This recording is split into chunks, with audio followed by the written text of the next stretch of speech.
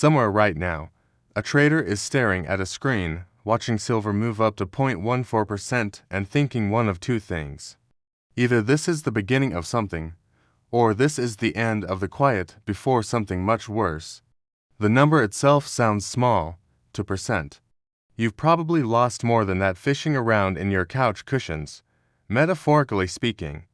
But in commodity markets, 2.14% on a low-volume day, in noise. It's a whisper, and whispers in these markets tend to come just before someone starts screaming. Today, silver is up, gold is up 1.2%. And almost nobody is trading. That last part is the part most financial news will skip right past. We're not going to do that. Let's back up for a second. Most people come to gold and silver stories the same way. They either heard their grandfather talk about gold like it was the last honest thing left in the world, or they watched some late-night advertisement with a guy in a suit standing in front of a vault, warning them that the dollar is about to collapse and the only salvation is a bag of silver coins shipped to their door in 6 to 8 business days. Neither of those is the full picture. But neither of them is entirely wrong either. That's the uncomfortable part. Gold and silver have been money longer than any government has existed. The Roman Empire paid its soldiers in silver. The word salary comes from the Latin word for salt. Yes, but Roman soldiers were also paid in silver so regularly that silver became synonymous with payment itself. Chinese dynasties hoarded it. Spanish conquistadors crossed oceans and destroyed civilizations for it. The British Empire built its entire monetary architecture around gold for over a century. And then, in 1971, the United States did something that changed everything. It quietly, almost casually, ended the gold standard. President Nixon announced it on a Sunday night, which tells you everything you need to know about how confident they were that people would take it well. Since that day, every currency on earth has been backed by nothing except the collective agreement that it's worth something. We call this fiat currency. Fiat, from the Latin for let it be done, as in, this paper is money because we said so. Let it be so. Now here's where it gets interesting, because since that day in 1971, gold has gone from $35 an ounce to over $2,000. Silver has made similar, if choppier, moves. And the people who warned that detaching money from hard assets would lead to inflation, currency debasement, and financial instability have spent 50 years being called alarmists. They've also spent 50 years being increasingly correct. So what's happening today specifically? Silver moved up to 0.14%. Gold gained 1.2%, and trading volumes were low. Let's break down what that actually means, because the combination of those three facts together tells a story that's more interesting than any of them individually. When silver or gold prices move significantly on low trading volume, it means that not many people were involved in making that price move happen. A small number of transactions push the price.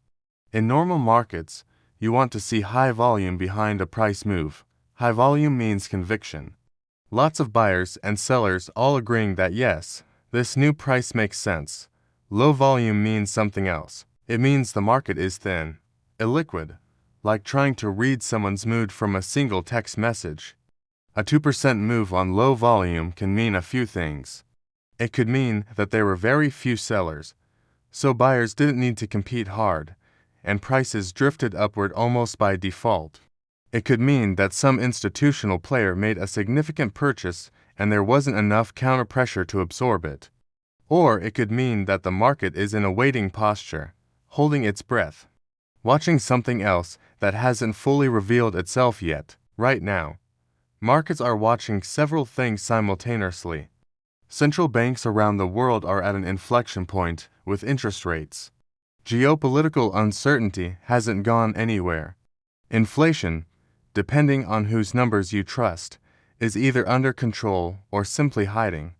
And the US dollar, which has an inverse relationship with gold and silver prices, has been under its own set of pressures. When the dollar weakens, gold and silver tend to rise. When interest rates fall or are expected to fall, gold becomes more attractive because the opportunity cost of holding it goes down. Gold doesn't pay interest. It doesn't pay dividends. It just sits there. So, when you can get 5% in a money market account, gold has to compete with that. When rates are falling back towards zero, gold doesn't have to compete with much. Right now, there's a growing belief, not a certainty, but a belief, that rate cuts are coming. That belief alone is enough to move prices. The market doesn't wait for things to happen.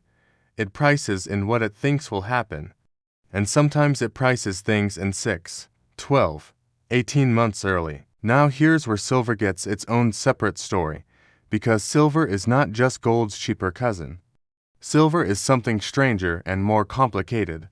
Silver is used industrially in ways gold simply isn't. Solar panels, electric vehicles, electronics, medical equipment, semiconductors. About 50% of all silver demand globally comes from industrial use. This makes silver's price behavior genuinely schizophrenic. It's a monetary metal and an industrial metal at the same time, which means it responds to two completely different sets of market forces simultaneously. When the economy is booming, silver industrial demand goes up. When investors are scared and running to safe havens, silver monetary demand goes up. In theory, silver should almost always have something driving it. In practice, this dual nature tends to create volatility rather than stability because the two demand drivers often pull in opposite directions. If the economy slows down, industrial demand for silver drops, but fear-driven monetary demand rises. These forces can cancel each other out. They can create whipsaw price action, and they can make silver feel, to a retail investor, completely unpredictable. The silver-to-gold ratio is one of the oldest metrics in commodity analysis. Historically, silver and gold have traded at roughly a 15-to-1 or 16-to-1 ratio by weight in terms of abundance in the Earth's crust. For most of monetary history, that ratio held roughly, not perfectly, but roughly. You needed 15 or 16 ounces of silver to buy 1 ounce of gold. Right now, that ratio is somewhere around 80 to 90-to-1, meaning it takes 80 to 90 ounces of silver to buy 1 ounce of gold. Either silver is massively undervalued, or gold is massively overvalued, or the historical ratio simply doesn't mean what it used to. 3 possibilities, none of them comfortable, all of them worth sitting with. People who follow these markets closely will tell you there's something called the silver short squeeze, a theory that has been circulating with increasing intensity over the past several years. The idea goes like this. A significant portion of silver trading happens in what are called paper markets. Futures contracts, derivatives, instruments where you're not trading actual physical silver, you're trading a promise of silver, a contract that represents silver, a number on a screen.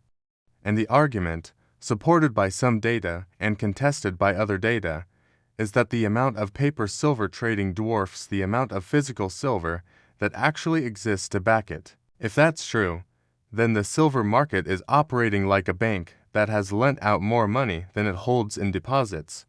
It works fine as long as everyone doesn't show up at once asking for their money. If they do, the system breaks, the price discovery mechanism collapses, and the actual price of physical silver diverges wildly from whatever the futures market says it is. This is not a fringe idea. It has been discussed seriously by market analysts, hedge fund managers, and people who are not wearing tinfoil hats, though some of those people do wear tinfoil hats, which complicates the branding. The point is, the silver market has structural peculiarities that make its price movements harder to interpret than almost any other asset class. Today's 0.14% move could be completely mundane, or it could be an early tremor in something that hasn't fully materialized yet. The low volume makes it harder, not easier, to know which. Zoom out further. Central banks globally have been buying gold at a pace not seen in decades. In 2022 and 2023, central bank gold purchases hit multi-decade highs. China has been adding gold to its reserves consistently. So has Russia. So has India, Poland, Turkey, Hungary. These are not countries acting in coordination through some secret agreement. They are countries acting independently, and they are all arriving at the same conclusion, that holding more of their reserves in gold makes sense right now. Why would a central bank do this? Central banks have access to every financial instrument ever invented. They can hold U.S. treasuries. They can hold foreign currency reserves. They can hold almost anything, and increasingly, they are choosing to hold gold. That's a signal. It's not the only signal. It's not proof of anything, but it's a signal.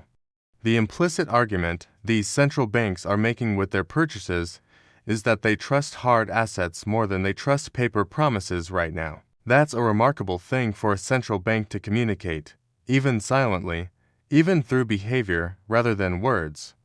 Because central banks are the institutions that issue the paper promises. When they start hedging against their own product, you should probably notice that. Silver doesn't get the same central bank buying. Silver is too heavy, too bulky, and too volatile for most reserve managers to find practical. But gold's movements pull silver along, eventually, usually, with a lag and with more dramatic swings in both directions.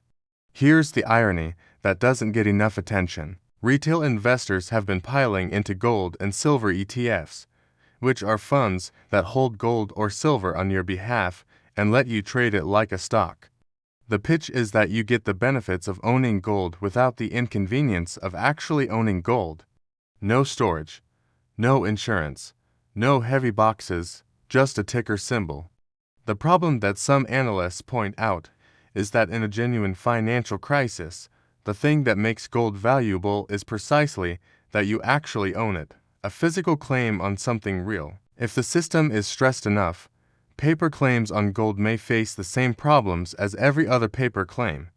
This is genuinely contested. There are serious, credentialed people on both sides. But it's worth noting that the people most worried about systemic financial risk are the same people most insistent on holding physical metal rather than paper representations of metal. There's something almost philosophically pure about that position, whether you agree with it or not. The whole point of gold as insurance is that it exists outside the financial system. Putting it back inside the financial system in ETF form, even a well-structured one, reintroduces the counterparty risk it was supposed to eliminate. Now let's talk about what today's specific move might be signaling, because we've established enough context to actually think about it clearly. Silver up to 0.14% on low volume, gold up 1.2%. Both metals moving in the same direction on a quiet day. One framework says this is simple momentum. Both metals have been in an upward trend driven by expectations around interest rates and dollar weakness. A low-volume day where prices drift up is just that trend continuing in the absence of major counter-pressure. Nothing more. Another framework says that low-volume up days in precious metals are historically more significant than they appear, because they often occurred less before a catalyst forces higher volume into the market. The market is thin, a piece of news hits, and the price response is amplified by that same illiquidity that made the day look boring. A third framework says follow the central bank purchases. When central banks are quietly accumulating over 18 to 24 months, retail markets often move independently, sideways or up and down on noise, until the underlying structural demand forces a repricing. By then, the patient accumulator has already done their accumulating. Which of these is right? That depends on things we genuinely don't know yet. What the Federal Reserve says next, what the dollar does next, whether industrial demand for silver holds up or collapses, whether any geopolitical event forces a flight to safety at scale, whether the paper silver market faces any kind of stress test. What's the bigger implication? We are living through one of the more genuinely uncertain periods in global financial history. That's not hyperbole, it's the assessment of central banks, hedge funds, sovereign wealth funds, and historians of monetary systems. The post-1971 experiment with fully fiat global currency, combined with decades of expanding debt at every level of the system, has created a structure that has never existed before in this form. That doesn't mean it's about to collapse. It's been more resilient than its critics predicted. It also doesn't mean everything is fine and the critics are simply wrong. It means we are in genuinely uncharted territory, and the instruments humans have historically reached for when navigating that kind of uncertainty. Physical hard assets, real things you can hold, things that cannot be printed or conjured by committee decision, those instruments are doing something interesting. Silver is up to 0.14%. Gold is up 1.2%. The volume is low. And here's the question I want to leave you with. If the movement of gold and silver is really just noise, just traders pushing numbers around on quiet days with nothing better to do, then why are the largest, most sophisticated financial institutions on the planet spending enormous resources tracking these metals, writing about them, holding them, and in the case of central banks, quietly accumulating them at a pace we haven't seen in 50 years? And if these metals are genuinely signaling something, if they are the financial system's equivalent of a barometer, the thing that drops pressure before the storm arrives, then what exactly are they signaling right now, to percent, on a quiet day? It's a small number. It might mean nothing. It might mean that whoever was paying attention already made their move, and everyone else is still watching the screen, waiting for something more obvious. The thing about markets is that by the time it's obvious, it's already priced in. The signal was the quiet day. The signal was the low volume. The signal was the move that looked small enough to ignore. Whether you ignore it or not, that's entirely up to you.